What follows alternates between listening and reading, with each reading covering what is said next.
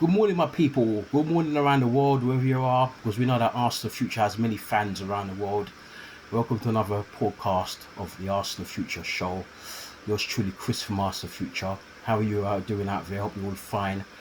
Don't forget to like and subscribe, like the channel, like the videos, subscribe to the channel, leave your comments, share the videos. Don't forget it's free to do so. Yeah, no, we're here today. It's been eventful the last 3 or 4 days, and I've not been able to do some posting because I've been so busy with work. But don't worry, I'll make it up to you. You know, we're here to talk about the last game against Aston Villa. We know that Raheem Sterling has signed for us last night. We're going to do a post about that in the coming days. Also, Mikel Merino signed for us a few days ago. We're going to also do a post about that as well, what he brings, strengths and weaknesses in the coming days. We've also got to do a review of the game today later today against Brighton. But we have to do this because, keeping up, making it consistent, we have to do a quick review of the game last week and our 2-0 away win against Aston Villa. And it was just a quick summary. It was a very, very good win for Arsenal. I wasn't worried, but I know that Villa, if they played really well and we dropped a bit, they could probably get a result against us, because last season they beat us twice, as we all know, home and away, without conceding a goal to us. We should have beaten them at home, but we didn't, and that's where we fumbled the bag and didn't go on to win the league. 2-0 away win. I can't do it because I'm holding the camera in one hand. So Trossardinho scored as soon as he came on. Scored on around 65 on the 65th minute. He came on and he didn't even celebrate. He walked him. His stern face, and then he lightened up, and then he did his goggle celebration. And that was 1-0 to Arsenal. Until then, Villa were looking probably the more likely side. Was Arsenal fan. Ollie Watkins missed two good chances. Missed one in the first half. Should have scored. And one of the saves of the season. This might be the save of the actual season so early on.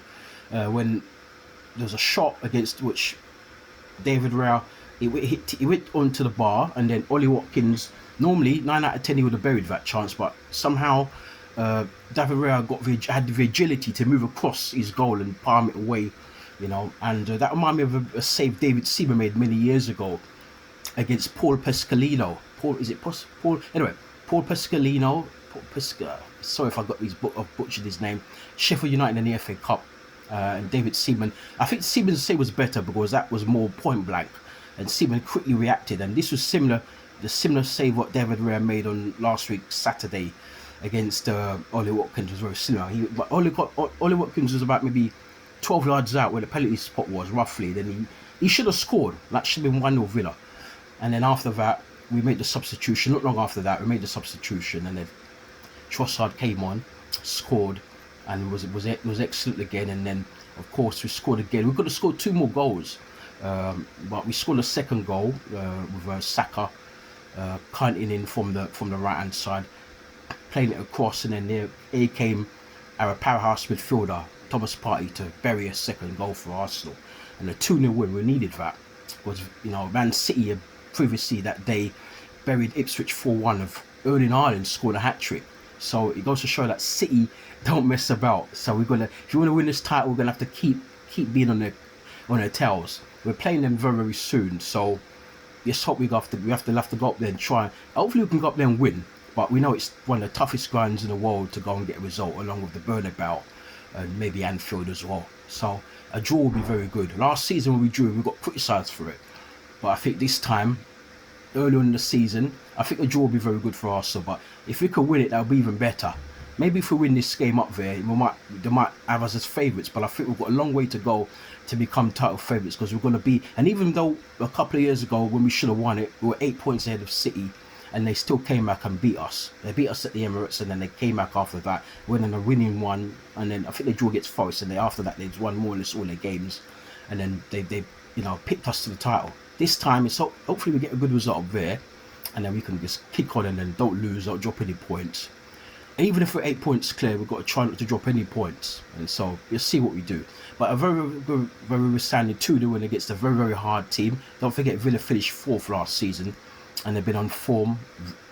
Our old manager Unai Emery is doing an excellent job, and they're very hard, especially at Villa Park. the crowd roaring and urging them on. It was a very, very good result. But we rolled our luck. Those two Ollie Watkins chances, we really rolled our luck. And they had some other chances as well. But I'm just happy that we kept a clean sheet, which is very, very good.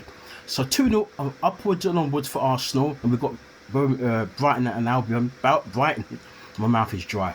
Brighton and Albion. Brighton of Albion, that's it.